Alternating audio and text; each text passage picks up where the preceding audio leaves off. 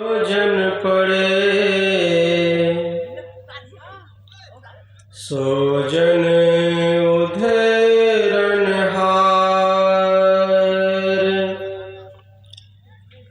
संत की निंदा नानका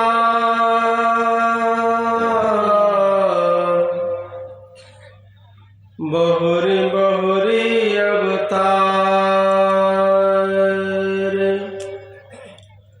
सत्पुरुष जिन जानिया सतगुरु तिसका नाम।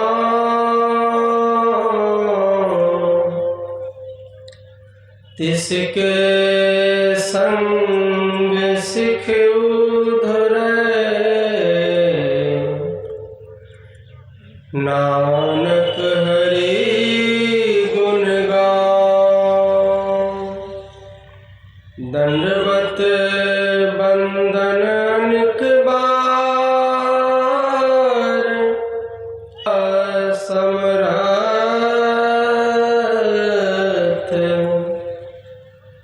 डोलन ते नानक दे कर हाथ। बिसरना ही दातार अपना नाम दे हो।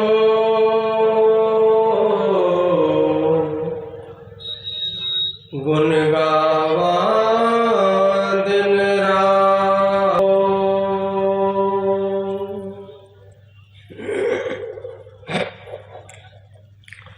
मंचासीन परम श्रद्धेय महात्मागण, उपस्थित धर्म प्रेमी सज्जनों, माताओं एवं बहनों, ईसप नाम के एक बहुत अच्छे कहानीकार हो गए। वे एक समय रास्ते के किनारे बैठे हुए थे। कोई मुसाफिर उधर से गुजरा तो उनसे पूछा कि भाई साहब बतला सकते हैं अमुक गांव यहाँ से कितनी दूर है? तो उसको दूरी बता दी गई। फिर पूछा समय कितना लगेगा जाने में? इस पर भी कुछ भी ना बोले। एक बार पूछा, दो बार, आगे बढ़ गए। तब जब आगे बढ़ गया तो उनके पीछे पीछे उठकर जाने लग गए। करीब 1 किलोमीटर जाने के बाद उनको रोक करके कहता है कि भाई साहब, जहाँ आप जाने वाले हैं और जाने में आपको इतना समय लगेगा। तो कई बात तो आप वहीं पर बैठे बैठे बता सकते थे। 1 किलोमीटर पैदल चलने की क्या जरूरत है? क्या पैदल चलने की क्या जरूरत है? अरे जब तक कि मैं तुम्हारी चाल न देख लूं तो समय थोड़े निकल जाएगा खाली दूरी जाने से। आवाज को कम बेस नहीं करिए, उसको ठीक चल रहा था बेकार बढ़ा देता है। इतना भी मत बढ़ाइए जो यहाँ सुनने वालों को डिस्टर्ब, थोड़ा हल्का कम रखिए। जब तक कि मैं तुम्हारी ठीक है चाल न देख लूं तो समय कैसे निकलेगा? मैं थोड़ी देर चल करके देख रहा था कि आप किस गति से चलते हैं। कोई कछुए की गति से चलता है, कोई खरेट की गति से चलता है। चाल से ही निर्भर है कि आप मंजिल को कितना जल्दी प्राप्त कर सकते हैं। कहने का मतलब क्या है? हम सब गुरु से दीक्षा लेकर के और संत मत के अनुयायी बने हुए हैं। चाहते हैं कि जीवन में हर तरह से प्रगति हो, आध्यात्मिक उन्नति हो, लेकिन चाल में जब तक त्वरा नहीं आएगी, गति नहीं आएगी, उसमें लगन नहीं होगी, तो फिर समझिए कि समय बढ़ जाएगा। मंजिल चाहे कितनी दूर क्यों नहीं हो, अगर निरंतर कोई चलता है तो वह गंतव्य स्थान को पहुंचता है। इसी क्रम में आप लोग सुन रहे थे आज ईश्वर स्वरूप के बारे में कि जिस परमात्मा की भक्ति करनी है उनका वास्तव में स्वरूप कैसा है। गुरु नानक देव जी महाराज कहते हैं उस मालिक परमात्मा के बारे में कि ओंकार, वो परमात्मा एक है। सतनाम, कुछ लोग उनको सतनाम कह करके भी पुकारते हैं। कर्ता पुरुष, संसार को बनाने वाले। निर्भव, उनको किसी का भय नहीं है। निर्वैर, उनको किसी से दुश्मनी भी नहीं है। अकाल मूर्त, अर्थात जब समय नहीं बना था उनके पहले कहे। अजोनी सैभंग, कभी वह माँ के गर्भ में नहीं जाता। एक ओंकार, सतनाम, कर्ता पुरुष, निर्भव, निर्वैर, अकाल मूर्त, अजोनी सैभंग, गुरु प्रसाद जप। अंत में जो वाक्य कहा गया गुरु ग्रंथ साहब में देखिएगा, हर पन्ने में एक महत्वपूर्ण लफ्ज लिखा रहता है। एक ओंकार सतगुरु प्रसाद, वह परमात्मा एक है, जब भी मिलेगा गुरु की कृपा से मिलेगा। तो गुरु प्रसाद जप मतलब गुरु की आज्ञा और उपदेश में जो रहेंगे वैसे विलक्षण परमात्मा को जान सकेंगे और उनको पहचान सकेंगे। सोचे सोच न होवई जे सोची लखवार, चुपे चुप न होवई जो लाए रहा लेवतार। कहते हैं उस परमात्मा के बारे में कितनों दिमाग से सोचते रहोगे तो सोच नहीं पाओगे, और उस मालिक को अगर झुठला करके बैठ जाते हो कि क्या होगा परमात्मा के बारे में चर्चा करके। रोटी कपड़ा सब मकान तो फ्री में मिल ही रहा है, जीवन भी फ्री में मिला है। सुबह भी हो गई, देखिए कितना सुंदर सूरज उग गया। अब भगवान का नाम नहीं लेंगे और उसके बारे में कोई चर्चा नहीं करेंगे तो क्या फर्क पड़ने वाला है। लेकिन गुरु नानक देव जी कहते हैं तब बिल्कुल गफलत में हो। उस मालिक को तुम सोच करके नहीं पा सकते और भुला करके भी नहीं जी सकते। जिसकी शक्ति जर्रे जर्रे में काम कर रही है उनको भुलाने का कोई उपाय ही नहीं है, नहीं भुला सकता। और सोच करके तो पार ही नहीं लगेगा। कुछ लोग कहते हैं कि परमात्मा ने है उपनिषद में एको अहम बहुत श्यामी, मतलब मैं एक हूँ बहुत हो जाऊं। तो इसका मतलब यही हुआ कि परमात्मा भी अकेले रहते रहते बोर हो गए। कहा कि नहीं, बहुत आदमी बन जाएगा तो दुनिया चलती रहेगी तो मन लगता रहेगा। लेकिन सो सब बात नहीं है। क्यों बनाया है, कब बनाया है, सिर्फ और सिर्फ उनको ही पता है। ये सब बाहरी लोग अर्थ लगाता है कि परमात्मा ने पहले धरती बनाया, कि पहले आकाश बनाया, पहले चांद बनाया, कि पहले सूरज बनाया, पहले बीज बना कि वृक्ष बना, पहले मुर्गी बनी कि पहले अंडा बना। अरे जो मुर्गी और अंडा अलग अलग बना सकता है, अंडा समेत मुर्गी नहीं बना सकता है। वृक्ष भी उसी को बनाना है, फल भी उसी को बनाना है, तो फलदार वृक्ष नहीं बना सकता है। एक शब्द सब कुछ किया, ऐसा समर्थ सोए, आगे पीछे जो करे सो बलहीना हो। उस मालिक को जानने के लिए पहले अपने आप को जानना पड़ेगा। आप कौन है? शरीर में रहते हैं, तो शरीर में रहते हैं तो आप कहते हैं कि मेरा शरीर है, मेरी इंद्रियां हैं, मेरा हाथ है, मेरा पैर है। इससे जाहिर होता है कि आप कहने वाले अलग हैं। आप कहते हैं कि आज मुझे काम करने में मन नहीं लग रहा है, पढ़ाई में नहीं मन लग रहा है। इसका मतलब आप मन भी नहीं है, जब आप कहते हैं कि कोई काम करने में हमारी बुद्धि निर्णय नहीं कर पा रही है, इसका मतलब आप बुद्धि भी नहीं है, तो आप क्या है? अपने को जब तक नहीं खोजिएगा तो परमात्मा स्वरूप का वास्तविक ज्ञान नहीं हो सकेगा। इसलिए कहते हैं पहले स्वयं की खोज कीजिए, इसके साथ ही परमात्मा की खोज भी पूरी हो जाएगी।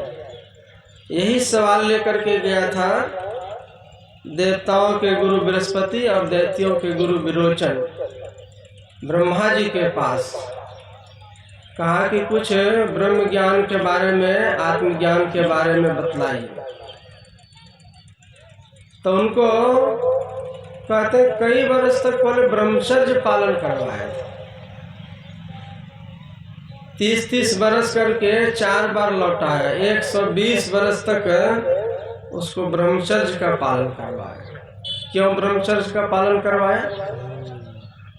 क्या इस गंभीर ज्ञान को साधारण आदमी नहीं समझ सकता है। जैसे तैसे कर्म वाला, जैसे तैसे जीवन वाला चाहेगा तो इसको नहीं समझ पाएगा। और जब उनको कहा कि जाइए पानी में अपना अपना चेहरा देख करके आ जाइएगा, जो उसमें दिखाई देगा वही आपका स्वरूप। तो दैत्यों के राजा जो विरोचन थे, तो उनको लगा कि शरीर ही मैं हूँ, परछाई में सब कुछ दिख रहा, खाओवादी बन गया। इसी को खिलाओ पिलाओ, ऐश मच करो, यही मैं हूँ। चार्वाक ने कहा है ना, ऋणम कृत्वा घृतम पिबेत जावत जीवे सुखम जीवे। जब तक जियो सुख से जियो, और जरूरत पड़े तो ऋण लेकर के भी घी पियो, लेकिन मस्ती में जियो। पीतवा पीतवा पुनः पीतवा, पीते पीते गिर जाओ, और जब नशा टूटे तो फिर उठ करके पियो। भस्मीभूत देहस्य, शरीर जल जाएगा, अगला जन्म किसने देखा है। तो हम लोग ब्रह्म ज्ञान की चर्चा करते हैं, लेकिन करीब करीब लोग खाने पहनने और दुनिया के ऐश मौज की प्राथमिकता में ही जीवन को जी लेता है। 90 से 95% चार्वाक की निंदा करते हैं, लेकिन ख्याल वही लगी रहती है कि प्रवचन खत्म होगा तो बढ़िया बढ़िया खाना आज मिलेगा कि नहीं मिलेगा, बढ़िया आसन मिलेगा कि नहीं, बढ़िया और चीज व्यवस्था होगी कि नहीं। सांसारिक व्यवस्था में ही आदमी उलझा हुआ रहता है, पुनर्जन्म को जानते हुए भी। और भक्ति महत्वपूर्ण है, फिर भी लोग उधर ही रुझान रहता है। इसकी वजह क्या है? बस वही खाओवादी बन गया है। नेपाल में माओवादी एक संगठन होता है, शरीर को पालने के लिए विरोचन ने अपने आप को खाओवादी बना दिया। देवगुरु बृहस्पति जी को कुछ शक हुआ, कहा नहीं, पानी में तो हाथ की परछाई, हाथ को काट देंगे तो हाथ कट जाएगा, और अंग काट देंगे तो और अंग कट जाएगा। तो आत्मा तो के बारे में बतलाया गया शाश्वत है, तो शरीर आत्मा कैसे हो सकता है। तो फिर से उनको दोबारा ब्रह्मचर्य व्रत का पालन करने के लिए कहा, और तब उनको बताया 5 प्रकृति, 5 के गुण, 25 सुख दुख इच्छा द्वेष धृति संघात और धारण करने की शक्ति, पालन करने की शक्ति और सृजन करने की शक्ति। इस सब मिलाकर के 31 तत्व के अलावा जो आप हैं वही आप आत्मस्वरूप। तो बताने तो बता दिया, लेकिन यह सही में ज्ञान होगा कैसे होगा? जब तक गुरु से सद्युक्ति लेकर के कोई मनोयोग पूर्वक साधना नहीं करेगा, तो इन सब बातों का रहस्य सिर्फ बौद्धिक ज्ञान से होने वाला नहीं है। समझने के लिए ठीक है, काफी है। जैसे मान लीजिए कि ब्रह्मचर्य एक शब्द है, वो सदगृहस्थ के लिए भी है, साधु सन्यासियों के लिए भी है, और उनके पालन के पर बड़ा जोर दिया ब्रह्मा जी ने। क्यों दिया? जैसे कई अंगों में है न, सदाचार है, शिष्टाचार है, विनम्रता है, तो उसमें एक संयम से रहना भी एक साधक को साधना में मददगार पहुंचाता है। और जैसे तैसे विषयी होकर के रहिएगा, सोचिएगा कि ध्यान में आगे बढ़ के ब्रह्म तत्व को जान लें, अपने आप को जान लें। ऐसा दुनिया में कहीं नहीं देखा गया है कि कोई विषय वासना में लीन था और भगवान को भी पा लिया उसने। कुछ पाने के लिए कुछ खोना पड़ता है, कुछ खोते हैं तो उससे चीज आपको विशेष मिलता है। एक जैन मत में का प्रसंग है। विजय नाम का कोई लड़का था। बचपन की अवस्था में किसी जैन मुनि से उन्होंने प्रवचन सुना, तो ब्रह्मचर्य की महिमा उन्होंने सुन रखा। तो विचार किया कि जब मैं बड़ा होऊंगा और जब हमारी शादी होगी तो पूरा लाइफ ब्रह्मचर्य तो पालन नहीं कर सकूंगा, क्योंकि जिनसे शादी होगी पार्टनर की भी भावनाओं को ख्याल रखना है। तो 15 दिन तक एक पक्ष में, ऐसे मान लीजिए कि कृष्ण पक्ष उसने निर्णय कर लिया प्रतिज्ञा कि 2 पक्ष होता है ना, तो कृष्ण पक्ष में ब्रह्मचर्य का पालन करेंगे और शुक्ल पक्ष में जैसे नॉर्मल पारिवारिक जीवन जिया जाता है वैसे जी। वो बचपन में ही प्रतिज्ञा कर लिया। जिस लड़की से शादी हुई उनका नाम था विजया। भगवान ने समझे जोड़िए बनाया, तो विजय और विजया। वो भी बचपन की अवस्था में किसी जैन मुनि के सत्संग में जाकर के ब्रह्मचर्य की महिमा सुन रखी, तो उसने भी मन ही मन प्रतिज्ञा किया था कि ब्रह्मचर्य की पालन करने की महिमा इतनी है, तो जब मैं पारिवारिक जीवन में रहूंगी तो पूरा अगर नहीं हो सकेगा तो एक पक्ष में मैं जरूर ब्रह्मचर्य पालन। तो संजोग से इसने कर लिया कृष्ण पक्ष में और उसने कर लिया शुक्ल पक्ष में।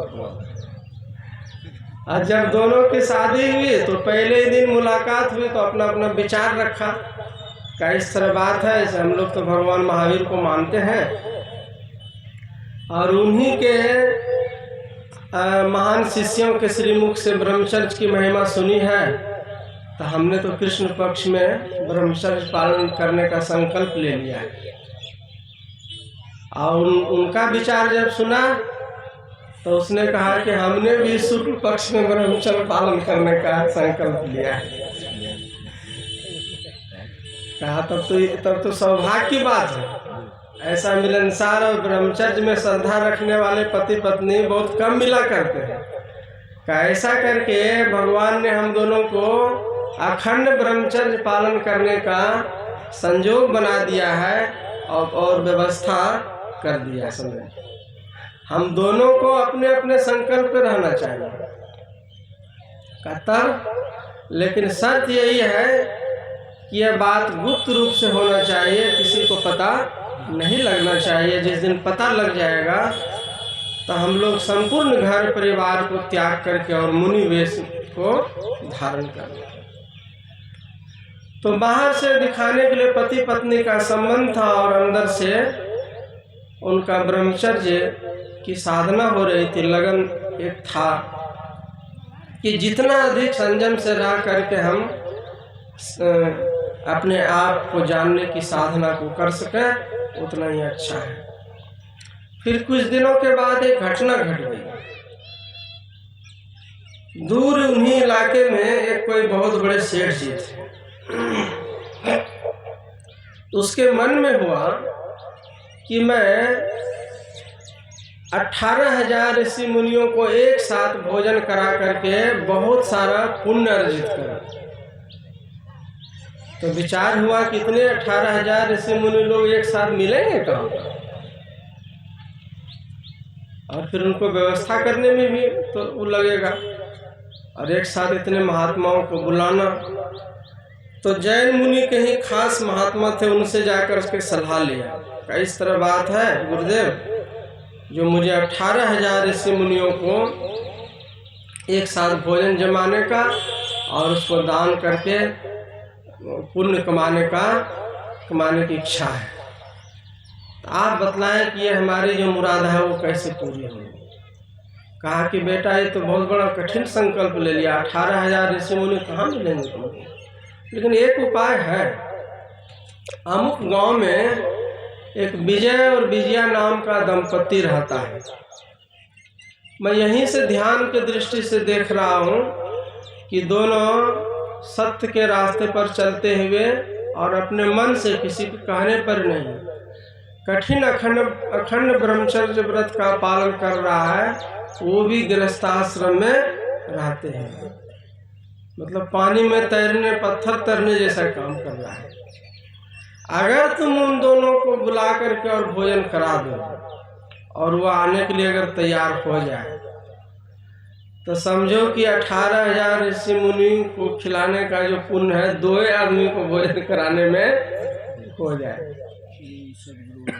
वो कैवल्य मुनि ने कहा, तो कहा कि तो इससे ज्यादा खुशी की बात क्या हो सकती है। खोजते खोजते रथ लेकर के बड़ी श्रद्धा से गया, जा करके प्रणाम किया। कहा कैसे आना हुआ सेठ जी? कहा कुछ नहीं, आपसे निवेदन है कि एक बार आप हमारे घर में चल करके और आप दोनों भोजन करें सिर्फ, और कुछ नहीं चाहिए। तो उसने सोचा कि नॉर्मल है, उनको नहीं शुरू में पता चला कि इसको कोई ब्रह्मज्ञानी महात्मा ने इस तरह का भेद बता दिया है। जाकर के भोजन किया। वहां जाने के बाद जब देखा ना धूमधाम से व्यवस्था, तो धीरे धीरे ये बात जाहिर हो गई। उनके सेठ जी को इतनी खुशी हुई, इतना पुण्य का लाभ हुआ ना दोनों को भोजन कराने के बाद, कि वो मन की बात को मन में नहीं रख सका और धीरे धीरे जग जाहिर कर दिया। और परिणाम यह हुआ कि दोनों मुनि वेश धारण करके सदा के लिए साधु और साध्वी बन गए। कहने का मतलब क्या है ये सब समझिए। 1,000 साकट व्यक्ति की सेवा कीजिए, उसको एक सत्संगी सदाचारी व्यक्ति की सेवा कीजिए, तो 1000 आदमी साकट व्यक्ति को खिलाने का फल एक सत्संगी सदाचारी व्यक्ति को खिलाने के बराबर हो जाता है। और 1000 सत्संगी साधक को खिलाइए, सदाचारी व्यक्ति को खिलाइए, और उसी में एक अखंड ब्रह्मचर्य पालन करने वाले व्यक्ति को भोजन कराइए, तो दोनों का फल बराबर होता है। और हजारों बाल ब्रह्मचारी को खिलाइए, और उसी में कोई ऐसे साधक है जो बिंदु ध्यान में निष्णात है, तो उसको अगर आपने भोजन कराने की सौभाग्य मिल गया और सेवा करने का, तो उसका फल बराबर है। और हजारों बिंदु ध्यान में निष्णात साधक को भोजन कराइए, और एक नादानुसंधान में कोई सार शब्द का अभ्यासी है, तो उसको भोजन करना बराबर होता है। कहने का मतलब क्या है? इन सब बातों को जीवन में उतारने के लिए वो परमात्मा जर्रे जर्रे में होने के बावजूद वो हमारे साथ में भी है, हमारे शरीर के अंदर में है। तो बाहर न खोज करके उसकी खोज अपने अंतर में होनी चाहिए। इसीलिए गुरु महाराज ने कहा, खोजो पंथी पंथ तेरे घट भीतरे, तू अरु तेरो पीव भी घट ही अंतरे। प्यू व्यापक सर्वत्र परख आवे नहीं, गुरुमुख घट ही माहि परख पावे। आपका समझिए बहुत बड़ा मकान है, और उसमें बहुत से किराएदार रहते हैं। 5 मंजिल का 10 मंजिल का मकान है, उसमें बहुत से किराएदार रहते हैं। आप इतने बड़े आदमी हैं कि सभी किराएदार का पैसा तसीलने के लिए एक मुंशी रख छोड़ा है, और किसी से खास दोस्ती आपने नहीं बढ़ाई, परिचय नहीं बढ़ाई। कब कौन आता है, कब कौन जाता है, कौन रेंट देता है, किनका बाकी है, सब मुंशी काम करता है। लेकिन रहता है सब आप ही के घर में, और आप भी उसी घर में रहते हैं। तो एक ही घर में रहे, मुलाकात हुई नहीं किसी से, अब बाजार में मिल जाएगा तो पहचान लीजिएगा? कैसे पहचान लीजिएगा? एक साथ टेबल पर बैठ के खाते, तो सब तो किए नहीं। बाहर में तो मेले में मिल जाएगा तो कैसे पहचानिए? तो सबकी दृष्टि पड़े विनाशी, बिरला संत पिछाने। कई बार उस अविनाशी परमात्मा को हम लोग देख लेते हैं, लेकिन पहचानने के आँख से अंधे बने होते हैं, इसीलिए नहीं पहचान पाते। इसीलिए कहते हैं अंतर्मुखी साधना कीजिए, रोज मानस जप कीजिए, मानस ध्यान कीजिए, और विशेष समय नहीं मिलता है बैठकर तो चलते फिरते जप करने की आदत रखिए। अब रास्ते चलते जा रहे हैं, मन ही मन किसको कौन याद कर रहा है कौन जानता है। जिसको जिससे प्रेम होता है उसी को याद करता है। अब प्रेमी को याद करना नहीं पड़ता है, अपने आप याद होता है। याद रखिए, आपको किसी व्यक्ति से प्रेम हो जाता है तो क्या पड़ोसी कहने के लिए आता है कि फल्ला आदमी से प्रेम है, जरा हाल समाचार याद कर लिया करो, याद करते हो नहीं करते हो। वो तो आपके जहन में बसा हुआ रहता है। जिस दिन गुरु से लगन लग जाए, सोते जागते उठते बैठते आपकी एक चेतना वहाँ पर जुड़ी हुई रहेगी, जब समय मिला बैठ जाएगी। तो कुछ लोग कहते हैं कि मानस ध्यान करने के बाद दृष्टियोग भी कर लिए तो फिर से दोबारा मानस जप कर सकते हैं? ऐसा लोग सवाल पूछते हैं। कुछ लोग तो कहते हैं कि भोर में जो बैठते हैं बाबा ध्यान करने के लिए, तो ध्यान करने के बाद फिर से सो सकते हैं। तो फिर से सोने का मतलब यही नहीं हुआ कि जो ध्यान किया वो पूरा आलस में आपने ध्यान किया, पूरा सचेत में ध्यान नहीं किया, होश हवास में ध्यान नहीं हुआ, आलस आ गया। ध्यान का मतलब है कि आप इतना ऊर्जावान हो गए कि उठ कर के आप काम करने में लग जाइएगा, दोबारा सोने का मन नहीं करेगा। और दोबारा सोने को मन हुआ, इसका मतलब नींद पूरी नहीं हुई थी और हड़बड़ा करके आप पहले उठ गए। तो नींद भी पूरी होनी जरूरी है और शरीर का स्वास्थ्य होना जरूरी है। स्वास्थ्य का अनुकूल भोजन करना चाहिए। और जब ध्यान के बाद एक टक से अंधेरे में बैठ कर के अंधेरे को देखिए। तो एक काम से दूसरे काम में लिंक जुड़ा हुआ है, लेकिन एक साथ दो काम नहीं कीजिए तो खिचड़ी हो जाएगी। जैसे जप कर रहे हैं, सिर्फ जप कर लीजिए, उस समय में ध्यान नहीं कीजिए। ध्यान अगला सीढ़ी में आप चढ़ रहे हैं तो उस समय जप को छोड़ दीजिए। पिछला सीढ़ी में पैर रखले रहेगा तो आगे कैसे बढ़िए? लिंक तो जुड़ा हुआ है ही है। जैसे कोई बुलाता है कि हे बेटा इधर आ, तो बेटा आ जाने के बाद फिर कोई बुलाएगा उसको? बेटे से बात न करेगा?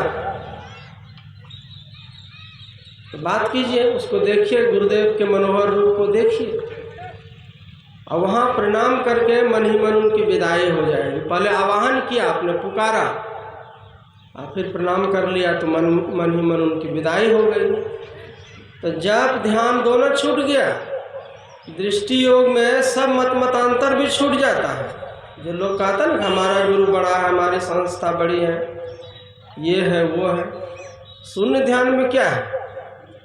वहाँ तो बिल्कुल आप निराकार हो जाते, निर्विषय तत्व की तरफ में यात्रा करते। तो वहाँ बैठिए, सब कुछ ख्याल को छोड़ करके बैठिए और देखने के तरीके से सामने में देखिए।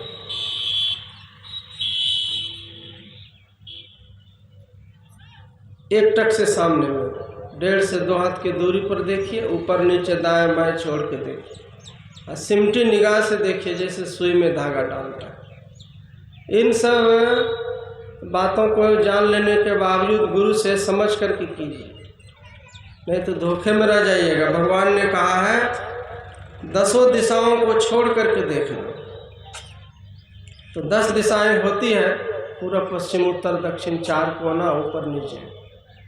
वह 11वां दिशा कहाँ से आएगा?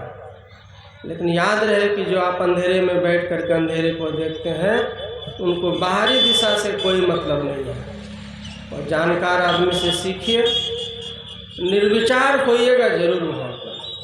एक टक से देखिएगा तो उसके साथ में निर्विचार होना भी शर्त है। अगर आप किसी चीज़ को सोचते रहिएगा तो अंधेरे को ठीक से देख नहीं पाइएगा, अब बाकी की घटना आपके अंदर में नहीं घट पाएगी। तो यह प्रकाश और शब्द जो है यह परमात्मा का असली विभूति है। इनको जो प्राप्त कर लेता है तो अपने आप के ज्ञान में वो प्रतिष्ठित हो जाता है। जब शब्द का भंडार खुलता है, पहले शब्द जरूरी है, पहले मोटा शब्द जरूरी है, उसको त्याग करके महीन शब्द जरूरी है, फिर उसको त्याग करके और सार शब्द जरूरी है, और अंत में हैरानी की बात है कि कोई शब्द की जरूरी नहीं होती है। सभी शब्दों के पार में निःशब्द अवस्था में आपको जाना पड़ता है, तब वो परम पद कहलाता है।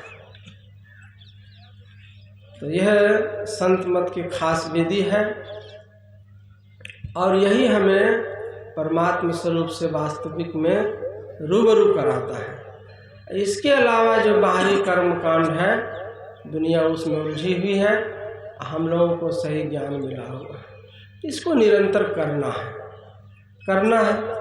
इसमें मन कैसे लगे, इसी के लिए साधु संत की संगत की जरूरत है, सत्संग की जरूरत है, और सत्संग में विभिन्न तरह की सेवा करने की जरूरत है। सेवा से हृदय पवित्र होता है। सेवा जिसकी आप करते हैं उससे आपका प्रेम बढ़ता है, और जिस व्यक्ति से प्रेम बढ़ जाता है तो उसका गुण आपको आपके अंदर में आने लगता है। तो सेवा करते रहिएगा तो हृदय पवित्र होते रहिएगा। सेवा करने से गलत चीज़ों से बचे भी रहिएगा, अच्छाई में मन लगा रहेगा। और जब सतगुरु ने कृपा की ने जिस दिन वैराग हो जाएगा, जिस दिन लगन लग जाएगी, अपने को तो कौन कहे तारे पुरुष करो, ये कबीर साहब ने कहा ना, जैसी लौ पहले लगी वैसे निभे, और अपने तो कौन कहे तारे पुरुष करो। करोड़ों आदमी का उद्धार कर दीजिएगा। गुरु महाराज को लगन लग गई थी, शुरू से लगी तो लास्ट तक लगी रही, तो उनके शरण में लाखों आदमी का उद्धार हो गया। हम आप भी उस तरह बन सकते हैं। आप अपना जीवन तो उद्धार करिएगा ही, आपके बाल बच्चों का, समाज का, देश का उद्धार होगा। एक आदमी ध्यानी बनता है, प्रसन्नचित्त होकर के समाज में गुजरता है, वो प्रसन्नता बिखेरता है, और कोई टेंशन में जीता है, ध्यान भजन से हीन होकर के जीता है, तो समाज में वो टेंशन ही परोसता है। तो व्यक्ति से परिवार, परिवार से समाज, और समाज से देश होता है। हम लोगों को सिर्फ अपने आप को सुधारने में ज़्यादा ध्यान देना है, बहुतों के फेर में नहीं रहना है कि फला क्यों नहीं सुधरा, ये नहीं हुआ। खुद सुधर जाएंगे तो दुनिया सुधर जाएगी। खुद लगन लग जाएगा तो आपको लगेगा कि सबको लगन लग गया है, अपने से न तोलिएगा। और आपको जब कुछ नहीं मिलता है तो लगता है कि किसी को कुछ नहीं मिला, ऐसी बात नहीं है। आप बढ़िए, अपने चाल में त्वरा लाइए, और संत मत लगत सौदा है, कीजिए और पाइए। ऐसा नहीं कि आज करते हैं और कल आपको लाभ मिलता है। जिस क्षण से आप ध्यान में बैठते हैं उसी क्षण आपको सुकून की अनुभूति होने लगती है और सुख की अनुभूति होने लगती है। यही आप लोगों की सेवा में समय अनुसार कहा। बोलिए श्री सद्गुरु महाराज की, श्री सद्गुरु महाराज की जय, श्री सद्गुरु